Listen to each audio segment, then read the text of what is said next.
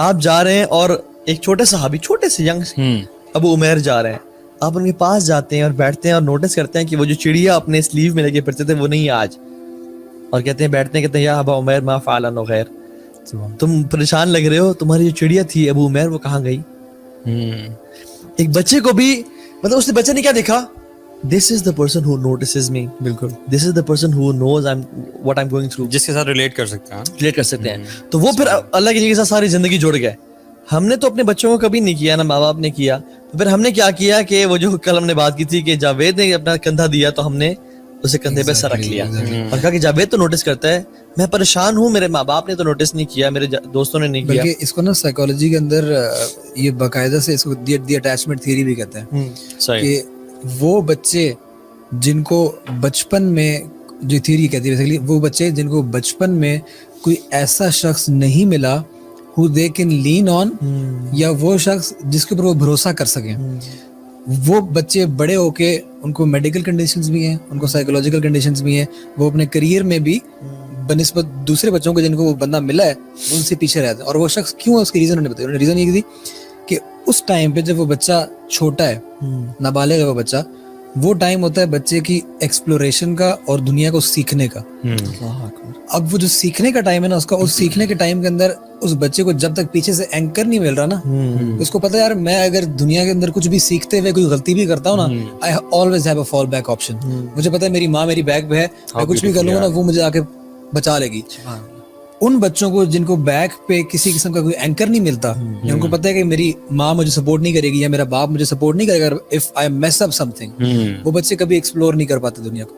جب وہ کبھی دنیا کو ایکسپلور نہیں کر پاتے, نہ وہ دنیا کو جانتے ہیں, نہ وہ اپنے آپ کو جانتے ہیں, نہ وہ اللہ کو جانتے ہیں, اور وہ ساری زندگی اسی طریقے سے ایک فیلئر کے طور پہ ہر فیلڈ کے اندر گزار کے زندگی چلے جاتے ہیں. کمال ہے. اور وہی جو ہے نا وہ پھر لو سیلف اسٹیم کا شکار رہتے ہیں. اور پھر جب کسی عورت کو کوئی شخص کہہ دینا کہ آپ خوبصورت ہیں, تو وہ کہتی ہے میں تو جانتی ہوں اپنے آپ کو, بیکاز لو سیلف ورتھ ہے نا, اور میں شیشی میں تو اپنے آپ کو دیکھتی ہوں کہ میں تو اتنی ورتھ نہیں ہوں. And lightning doesn't strike twice at the same place, ٹھیک ہے, حالانکہ افیکٹ نہیں ہے, ٹھیک ہے, واللہ عالم. لیکن first time she feels important and she thinks کہ یار, and he has such a bad eyesight کہ یہ اس نے مجھے ایکسیپٹ کر لیا ہے, اب اس کو جانے نہیں دینا اس سچویشن کو, ٹھیک ہے جی پکڑ لو, ہولڈ آن, کیش کرو سر. اور پھر وہ کیا ہوتا ہے کہ وہ جو انفیکچویشن فیل ہوتی ہے نا, کہ کیونکہ انسان ڈیفینیٹلی بنا اس کی ایموشنز ہے نا, اس کی ایموشنز ہیں, جب اس کو کوئی ایموشنلی ایک اچھا پریز کرتا ہے. اچھا اسلام میں نا تعریف کو اور اسراف کو بڑا ہولڈ کیا گیا اور پریز نہیں کیا گیا. بالکل. تعریف کو دبایا گیا کہ تعریف منہ پہ نہ کرو, اور اسراف کو. لیکن سبحان اللہ آپ دیکھیں میاں بیوی کے کانسیپٹ میں اس کی باؤنڈریز کو بہت لینینٹ کر دیا گیا اور کہا کہ کرو کرو کرو. just to build that relationship. تعریف آپ کا کھانا اچھا نہیں بنا, تعریف کو جھوٹی تعریف کر سکتے ہو. خوبصورت نہیں لگ رہی, آپ تعریف کر سکتے ہو, اور زیادہ کرو انکریجڈ ہے. اور بیوی پہ اسراف کرنا یعنی صدقہ کہا گیا ہے. میں اس کو وہ اسراف نہیں کہہ رہا میں, لیکن بیوی پہ خرچ کرنا اس کی نیڈ کو پورا کرنے کے لیے, وہ اٹ سیلف وہ خرچ کرنا نہیں ہے, وہ صدقہ ہے آپ کے لیے. یہ کٹ کر دیں یار, مزمل کٹ کر دیں پلیز, لائیو ہے کیسے کٹ کر سکتے ہیں.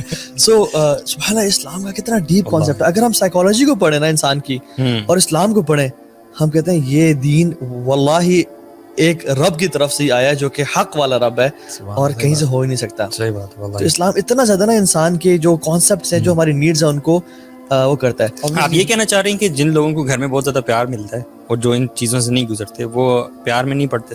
نہیں, یہ ایک one of the symptoms why people easily fall into love, اور multiple reasons ہیں نا. دوسرا کیا ہے بہت اہم میرا خیال میں ان کو نا, اگر ہم ڈسکس کرنے سے پہلے اگر ہم جو بریک اپ پہ آ جائیں, کیونکہ اگر ہم اس کو ڈسکس کرتے رہ گئے تو یہ ہمارا گھنٹہ ہو جائے گا. سو what do you suggest؟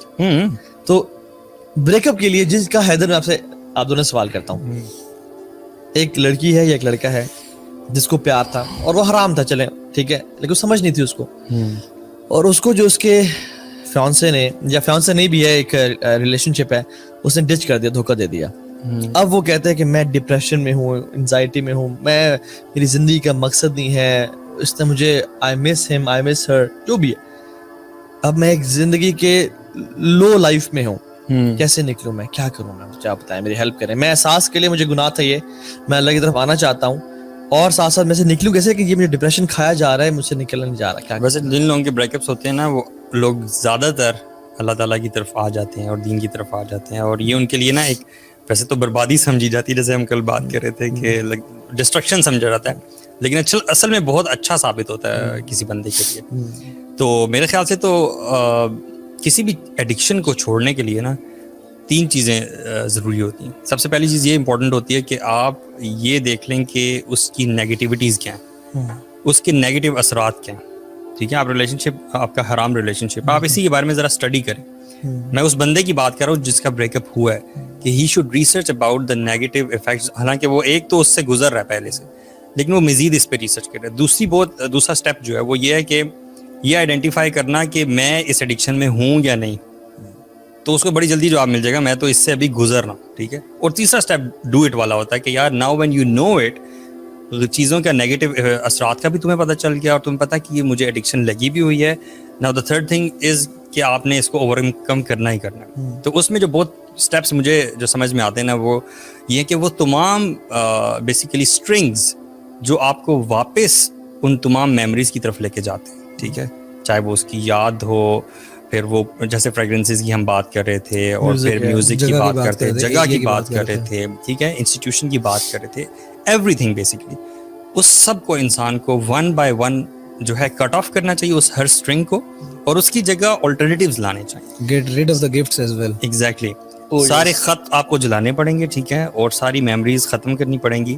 دفنا بھی سکتے ہیں, زمین میں دفنا بھی سکتے ہیں. دفنائیں گے نا تو آپ اپنے آپ پہ یقین نہ کریں, maybe some years later you would go and dig them up again. ٹھیک ہے, نیور ڈو دس. ایک بندے نے دفنائے تھے اس لیے کہہ رہا ہوں. So sometimes you might want to go check it out کہ یار ذرا جا کے دیکھیں ابھی ڈیکمپوز ہوئے یا نہیں ہوئے. ٹھیک ہے, صحیح ہے. تو بیسیکلی وہ سارے اسٹرنگس توڑ کے نا میں سمجھتا ہوں ان کی جگہ ریپلیس کرنا چاہیے انسان کو. اچھی گیدرنگ میں پھر جائے انسان, ٹھیک ہے, کوئی تفسیر سیشن یا اس طرح کے اسکالرس کے ساتھ اٹھنا بیٹھنا. اچھا, ایک اور چیز بھی ہے, some people when they are in this depression phase, rather than thinking what's coming ahead, what should I do right now, they keep themselves fighting the negative emotions and keep them busy in fighting these negative emotions and loneliness میں چلے جاتے ہیں, loneliness میں چلے جاتے ہیں, اور کہتے ہیں کہ یہ کیوں آ رہا ہے مجھے, میں کیوں ایسا ہو رہا ہوں, اور اس میں پڑ جاتے ہیں. یہ ایک ویشیس سائیکل ہے جس میں وہ پڑ جاتے ہیں, ناٹ ریئلائزنگ کہ اگر وہ اپنی انرجیز کو اس سوچ کو فائٹ کرنے میں گزارے بغیر ریئلائز کریں گے okay this is happening and this is not happening to just me, this happens to everyone جو کہ اس فیز سے گزرتا ہے. I am in this situation, اب آگے کیا کرنا ہے. کیونکہ ماضی جو ہے نا, ماضی بڑا خوبصورت ہے, یعنی ماضی بڑا امپورٹنٹ ہے. جو ماضی آپ کو لیسنس دے رہا ہے کہ فیوچر میں کسی ایسے پنگے میں نہیں جانا. میں ایک NLP ایکسپرٹ کے پاس بیٹھا ہوا تھا اور ان سے بات ہو رہی تھی, تو انہوں نے کہا کہ ہم ڈسکس کر رہے تھے جن کے بچپن میں ہراسمنٹ کیسز ہوتے ہیں, جن کی بچپن میں بری میموریز ہوتی ہیں, اور وہ میموریز اٹیچڈ ہوتی ہیں ساری زندگی ان کے ساتھ, اور ان کو نا ہانٹ بھی کرتی ہیں اور پورے خواب بھی آتے ہیں, تو کیا کریں, اور ساری ڈیٹیل میں بات ہو رہی تھی. تو انہوں نے کہا کہ ہمارے لیے بڑا ایزی ہے کہ ہم NLP کے تھرو, نیورو لنگوسٹک پروگرامنگ کے تھرو ان کی اس میموری کو ریموو کر دیں, ان کے مائنڈ سے, سب کانشیس مائنڈ سے, لیکن ہم نہیں کرتے ہیں. کیوں؟ کہتے ہیں کیونکہ ان میموریز کے ساتھ جو لیسنز اٹیچڈ ہیں نا وہ بھی ریموو ہو جائیں گے پھر. یعنی کسی اسٹرینجر پہ ٹرسٹ نہیں کرنا, گڈ ٹچ بیڈ ٹچ کیا ہوتا ہے, اور پھر جو اس میموری سے اٹیچڈ لوگوں کی اور بچوں کی خدمت ہے, اور اس کیمپین کو چلانا ہے, اور انرجی جو ہے کہ میں کسی پاکستان میں کسی بچے کا ریپ نہیں دوں گی یا زیادتی نہیں دوں گی, وہ ڈرائیو ختم. کتنے لوگ ہیں جنہوں نے ہاسپٹلز اس طرح کھڑے کیے ہیں, ان کے ساتھ کچھ ایسا ہوا اور ان کے بعد ہاسپٹلز بنا لیے. یہ شوکت خانم دیکھ لیں آپ, عمران خان کی مدر اگر کینسر سے نہ مرتی, it was a bad memory. اگر امیجن عمران خان, ٹھیک ہے, اپنی مدر کی اس بیڈ میموری ساری زندگی پڑھ رہا تھا اور لیزی اور لیتھارجک ہو جاتا, تو ایک آپشن یہ تھی. دوسرا آپشن تھی کہ اس میموری سے لیسن لرن کرنا کہ میری تو ماں مری لیکن کسی اور کی ماں نہ مرے.